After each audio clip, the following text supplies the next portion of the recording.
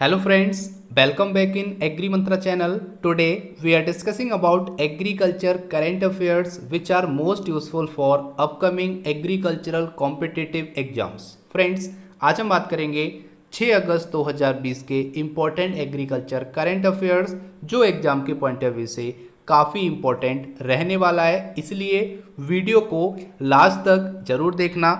आज के सेशन में बात करेंगे 3 most important agriculture current affair, जिसमें पहली हेडलाइन है Kisan rail to be launched on Friday by agriculture minister Narendra Singh Tomar. तो भारत की पहली किसान रेल कल स्टार्ट होगी, उसको कल हरी झंडी दिखाई जाएगी, जो दिखाएगा हमारे प्रेजेंट के यूनियन मिनिस्टर श्री नरेंद्र सिंह तोमर जी। ठीक है, जो कि काफ़ी इंपॉर्टेंट रहने वाला है। जैसा कि आपको पता है, अभी यूनियन बजट में किसान रेल और कृषि उड़ान सेवा लॉन्च की गई थी, योजना लॉन्च की गई थी। उसी के अंतर्गत अब पहली किसान रेल को चलाया जाएगा। तो जानेंगे इस इंपॉर्टेंट एग्रीकल्चर करंट अफेयर के बारे में डिटेल में आने वाली स्लाइड्स में। Second important current affair, MSSRF MS Swaminathan research foundation to hold virtual conference on contemporary challenges of for food and nutrition security. तो यहाँ पे MS स्वामीनाथन रिसर्च फाउंडेशन एक वर्चुअल कॉन्फ्रेंस करने जा रहा है, जो कि प्रेजेंट में जो चैलेंजेस आ रहे हैं उनको बीट करने के लिए किस फील्ड में, फूड और न्यूट्रिशन फील्ड में, इसकी सिक्योरिटी के रिगार्डिंग ये यहाँ पे वर्चुअल कॉन्फ्रेंस होगी, जो कि काफ़ी बड़े लेवल पे की जा रही है। तो जानेंगे MSSRF के बारे में भी डिटेल में और इस इंपॉर्टेंट वर्चुअल कॉन्फ्रेंस के बारे में। Third important current affair, ministry of agriculture funding startups under the innovation and agripreneurship component of RKVY Rashtriya Krishi विकास योजना इन 2020-21। तो मिनिस्ट्री क्या कर रही है, एग्रीकल्चर मिनिस्ट्री जितने भी स्टार्टअप्स हैं उनको फंडिंग करना स्टार्ट कर दिया है। किसके अंडर में, under innovation and agripreneurship component, जो किसका है, राष्ट्रीय कृषि विकास योजना, जो कि 2020-21 के लिए प्लेटफॉर्म तैयार किया गया है। तो यहाँ पे क्या होगा, जितने भी प्रेजेंट में स्टार्टअप हैं उनको फंडिंग कर चुकी है और आने वाले टाइम में जो स्टार्टअप्स हैं उनको फंडिंग करना बाकी है, जो कि मिनिस्ट्री ऑफ एग्रीकल्चर कर रही है। ये सब कुछ हो रहा है राष्ट्रीय कृषि विकास योजना के अंदर में। जानेंगे इसके बारे में डिटेल में, तो शुरू करते हैं।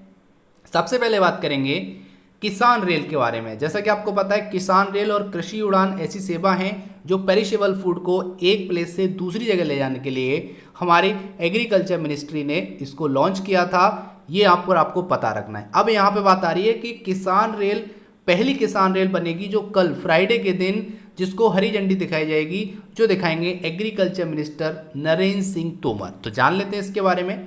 तो सबसे पहले बात की जा रही है Kisan rail the exclusive parcel train to carry fresh and perishable farm produce. तो ये क्या करती है, एक पार्सल ट्रेन है जो ताजे और पेरिशेबल फार्म प्रोड्यूस को एक जगह से दूसरी जगह ले जाई जाती है, जिसका अनाउंसमेंट हुआ था इस साल के करंट यूनियन बजट में। ठीक है, इतना आपको पता रखना है। यहाँ पे बात आ रही है पेरिशेबल फूड, तो ऐसे फूड जो बहुत जल्दी खराब हो जाते हैं, जैसे आपका दूध हो गया, फ्रूट्स हो गए, वेजिटेबल्स हो गई, ये सब आपके पेरिशेबल फूड होते हैं। तो इनको जल्दी से कम टाइम में अगर हमने किसी दूसरी जगह पे पहुंचा दिया तो हम वहाँ पे अच्छा मार्केट प्राइस गेन कर सकते हैं। इसी कंटेक्स्ट में ये किसान रेल बनाई गई है गवर्नमेंट ऑफ इंडिया के द्वारा।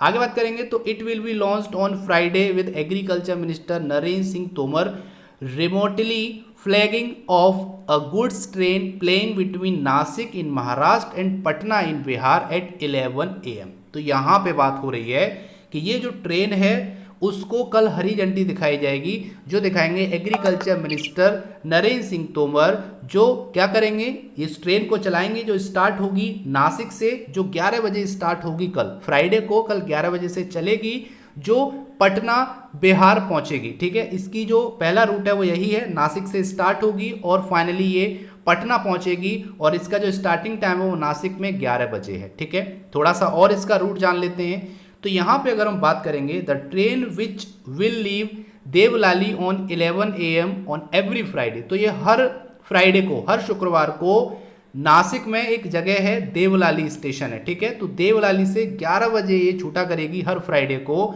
और ये कब तक चलेगी, अगस्त 30 तक चलेगी। ठीक है, अभी जो इसका ट्रायल है वो 30 अगस्त तक किया जा रहा है और इसमें 10 पार्सल वैन होंगे और एक 1 लैंग्वेज ब्रेक वैन होगा। ये टोटल इसकी लंबाई होगी। आगे बात करेंगे the train which will reach Danapur. Danapur कहाँ पर है? ये आपका बिहार में पड़ता है, जो कि सैटरडे इवनिंग में पहुंचेगी, मतलब है फ्राइडे 11 बजे चलेगी नासिक से और यहाँ पे पहुंचेगी दानापुर बिहार में सैटरडे इवनिंग और फिर रिटर्न हो जाएगी उस दूसरे दिन संडे को 12 बजे देवलाली के लिए। ठीक है, उम्मीद करता हूँ यहाँ तक आपको समझ में आया होगा कि नासिक से 11 बजे चलेगी, फिर सैटरडे को इवनिंग में ये पहुँच जाएगी दानापुर बिहार में और फिर संडे को 12 बजे देवलाली के लिए निकल जाएगी। तो इस टाइप से इसका रूट रहेगा। अब यहाँ पे दोनों लोगों को फायदा है, जो देवलाली पे हैं वो फार्मर्स, मतलब जो बिहार वाले फार्मर्स हैं वो, और यहाँ पे देवलाली मतलब जो नासिक वाले हैं महाराष्ट्र वाले फार्मर्स हैं, और दानापुर जो आपके बिहार वाले फार्मर्स हैं। इन दोनों के लिए प्रॉफिट रहेगा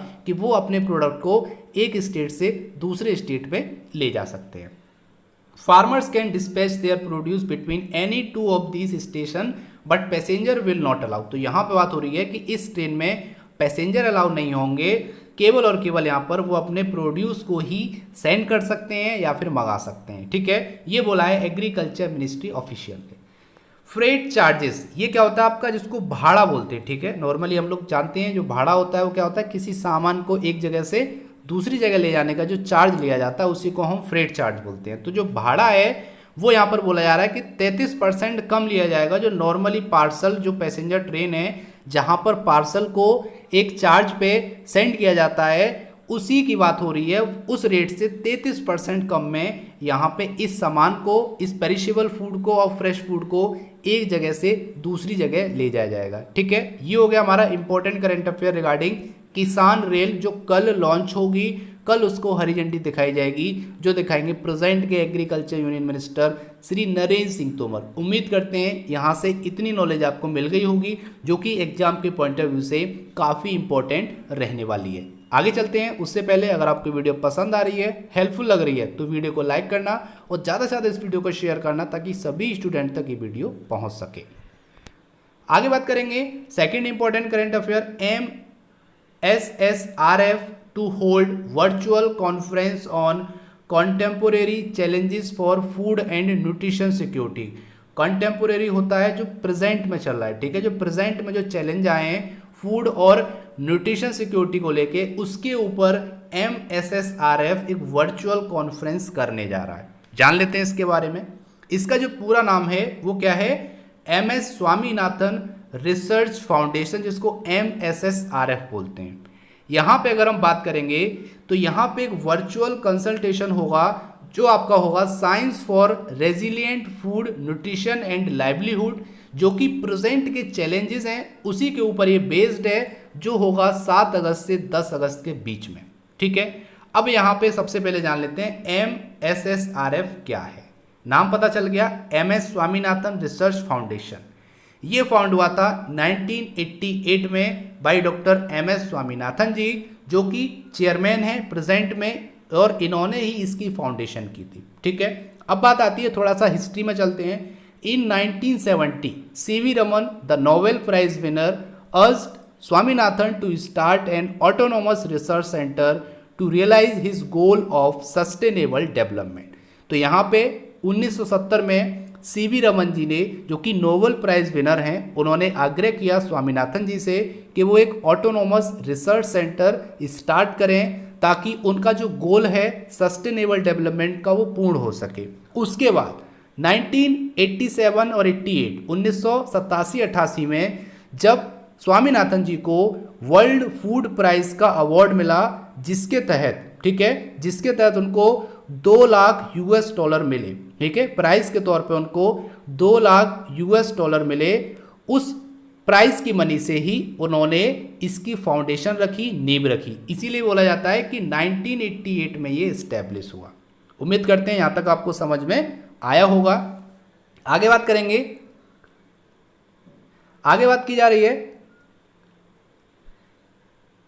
कि MSSRF जो है वो 5 मेजर प्रोग्राम उसके एरिया हैं। ठीक है, जो ऑपरेटिव एरिया हैं उसके वो 5 हैं। कौन कौन से हैं? पहला है कोस्टल सिस्टम रिसर्च, दूसरा है बायोडाइवर्सिटी एंड बायोटेक्नोलॉजी, तीसरा है इको टेक्नोलॉजी, चौथा है फूड सिक्योरिटी, जेंडर डेवलपमेंट और पांचवा है इन्फॉर्मेटिक्स। तो इन 5 ऐसे इसके फील्ड हैं जिन पर ये वर्क करती है, इतना आपको पता रखना है।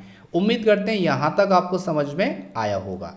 आगे बात की जा रही है, यहाँ पे बोला गया है the foundation aim to accelerate use of modern science for sustainable agriculture and rural development.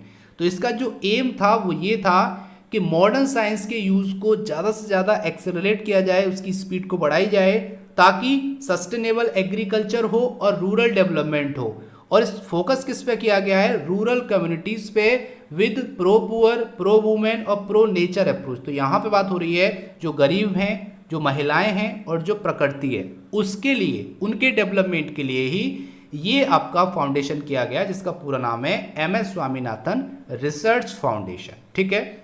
The annual international conference will see eminent speaker. Eminent speaker मतलब होता है प्रख्यात प्रवक्ता, जो होते हैं, वक्ता होते हैं, उनको बोलते हैं। ठीक है। तो प्रख्यात वक्ता इनको बोलते हैं, जिसको एमिनेंट स्पीकर के नाम से जाना जाता है। From India and across the world including world food prize 2020 laureate professor Ratan Lal. जैसा कि आपको पता है वर्ल्ड फूड प्राइज 2020 किसको मिला है? तो अभी इनको मिला है, जो कि हैं प्रोफेसर रतन लाल। इतना आपको याद होना चाहिए। तो ये लोग भी इस एनुअल इंटरनेशनल कॉन्फ्रेंस में शामिल होंगे और वर्ल्ड के, विश्व के जितने भी प्रख्यात वक्ता हैं वो भी इसमें भाग लेंगे। तो ये जो फाउंडेशन है वो बहुत बड़ा फाउंडेशन है, इसका जो फील्ड है वो काफ़ी बड़ा है। इसके जो उद्देश्य हैं वो मैंने आपको बता दिए हैं। इतना आपको पता रखना है इस इम्पोर्टेंट वर्चुअल कॉन्फ्रेंस के बारे में, जो होल्ड करेगा MSSRF, मतलब MS स्वामीनाथन रिसर्च फाउंडेशन। उम्मीद करता हूँ यहाँ तक आपको चीज़ें समझ में आई होंगी। आगे चलते हैं, अब बात करेंगे आज के इम्पोर्टेंट और लास्ट करेंट अफेयर पे।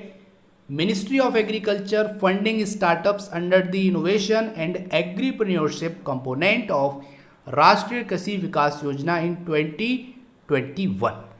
यहाँ पे अगर हम बात करेंगे तो यहाँ बात की जा रही है कि जो स्टार्टअप्स हैं एग्रीकल्चर में, उनको फंडिंग की बात की जा रही है, जो करती है मिनिस्ट्री ऑफ एग्रीकल्चर। अब किस स्कीम के थ्रू करती है ये भी जान लो। तो वो स्कीम आपकी है राष्ट्रीय कृषि विकास योजना। उसका एक कंपोनेंट है जो है आपका इनोवेशन एंड एग्रीप्रेन्योरशिप।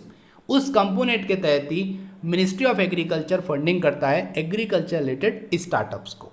ठीक है। In addition to 112 startups already funded for a sum of 1185.90 lakh. यहाँ बात हो रही है अब तक 112 स्टार्टअप ऐसे हैं जिनको हमने फंड दिया हुआ है, ऑलरेडी हमने प्रोवाइड कर दिया है, जिसका जो सम बनता है वो टोटल 1185.90 लाख बनता है। ये कंप्लीट हो चुका है, प्रेजेंट में कंप्लीट हो गया। फ्यूचर में 234 स्टार्टअप्स ऐसे हैं जो एग्रीकल्चर और एलाइड सेक्टर से रिलेटेड हैं, उनको भी फंडिंग की जानी बाकी है, जिसका टोटल सम है 2485.85 लाख। 2485.85 लाख फंडिंग अभी देना बाकी है। तो इस तरह से ये आपके 300 प्लस स्टार्टअप ऐसे हैं जो एग्रीकल्चर फील्ड में कुछ आ गए हैं और कुछ आने हैं। इसी के लिए राष्ट्रीय कृषि विकास योजना वर्क करती है, ताकि एग्रीकल्चर फील्ड में ओवरऑल डेवलपमेंट हो सके, सस्टेनेबल डेवलपमेंट हो सके। आगे बात करेंगे, department of agriculture corporation and farmers welfare has selected 5 knowledge partner. पिछले वीडियो मैंने आपको डिटेल में बताया था नॉलेज पार्टनर कौन कौन है, क्या उनका वर्किंग है, जो KP के नाम से जाने जाते हैं एज सेंटर्स ऑफ एक्सीलेंस। तो यहाँ पे बात हो रही है कि डिपार्टमेंट ऑफ एग्रीकल्चर ने सेंटर ऑफ एक्सीलेंस के तहत 5 नॉलेज पार्टनर बनाए हैं, जिसमें पहला है national institute of agricultural extension management, जिसको मैनेज हैदराबाद के नाम से जानते हैं। दूसरा है national institute of agricultural marketing, जिसको नियाम जयपुर के नाम से जाना जाता है, आप जानते हो नियाम को। तीसरा है Indian agricultural research institute IARI, Pusa Delhi में है, IARI के नाम से जाना जाता है। चौथा है university of agriculture science Dharwad Karnataka, उसके नाम से जाना जाता है। और एक आपका है AAU Assam agriculture university Jorhat Assam. तो ये 5 आपके ऐसे नॉलेज पार्टनर हैं जो सपोर्ट करते हैं। इसके अंडर में जितने भी स्टार्टअप्स हैं उनको टेक्निकल सपोर्ट देते हैं, साइंटिफिक सपोर्ट देते हैं। तो सारी सपोर्ट मिलती है इन 5 इंपॉर्टेंट नॉलेज पार्टनर से। इतना आपको पता रखना है। ठीक है। आपने नॉर्मली सुना होगा एग्री इंक्यूबेशन प्रोग्राम AIP, ये क्या है, ऐसे प्रोग्राम्स हैं जहाँ पे लोगों का जो स्टार्टअप्स है उसके लिए लोगों को बुलाया जाता है। अगर स्टार्टअप पसंद आता है तो गवर्नमेंट उनको फंडिंग करती है, और वो इसी फंडिंग की बात हो रही है, ठीक है। गवर्नमेंट उनको फंडिंग करती है, फिर वो अपने स्टार्टअप को आगे ले जाते हैं। यही प्रोसेस है और यही काम करती है आपकी RKVY रफ्तार, ठीक है। इतना आपको पता होना चाहिए। उम्मीद करते हैं आपको सारा करंट अफेयर अच्छे से समझ में आया होगा, उसके इंपॉर्टेंट फैक्ट आपको समझ में आए होंगे। अब जैसा कि आपको पता है, वीडियो के लास्ट में आपसे एक क्वेश्चन पूछा जाता है जो कि बहुत प्यारा सा क्वेश्चन होता है। उससे पहले बात करेंगे पिछले वीडियो में पूछे गए क्वेश्चन के आंसर के बारे में। लेकिन उससे पहले अगर आपने वीडियो अभी तक लाइक नहीं किया है तो सबसे पहले लाइक कीजिए। हम वेट कर रहे हैं कि आप जल्दी से लाइक करें, फिर हम आपको क्वेश्चन बताएं। तो पहले बात करेंगे कल के क्वेश्चन के बारे में। तो which state is the largest producer of orange in India? तो सबसे ज़्यादा ऑरेंज प्रोड्यूस करने वाला स्टेट कौन सा है भारत में? प्रेजेंट कंडीशन के according Maharashtra is the right answer. तो महाराष्ट्र सबसे ज़्यादा ऑरेंज प्रोड्यूस करता है state wise all over the India. अब बात कर लेते हैं आज का बहुत प्यारा सा क्वेश्चन, क्योंकि आपने वीडियो लाइक किया है तो क्वेश्चन तो बनता है। क्वेश्चन है which state has the largest forest cover in India? तो रिसेंट फॉरेस्ट रिपोर्ट के अनुसार भारत का ऐसा कौन सा राज्य है जिसका फॉरेस्ट कवर सबसे ज़्यादा है ऑल ओवर द इंडिया में? तो जल्दी से कमेंट कीजिए। उम्मीद करते हैं आपको इसका आंसर पता होगा। अगर आपको नहीं पता है तो हमारा फॉरेस्ट रिपोर्ट वाला आप वीडियो देख सकते हैं, आप सर्च करके, कोई दिक्कत नहीं है, वहाँ पर आपको सारी इन्फॉर्मेशन दी गई है। तो ये था आज का इंपॉर्टेंट सेशन। उम्मीद करते हैं सेशन पसंद आया होगा, हेल्पफुल लगा होगा। अगर थोड़ा सा भी हेल्पफुल लगा है तो वीडियो को लाइक करना, ज़्यादा से ज़्यादा इस वीडियो को शेयर करना, और इसका PDF आपको हमारे टेलीग्राम चैनल पे और व्हाट्सएप चैनल पे मिल जाएगा। So thank you for watching. जय हिंद, जय भारत।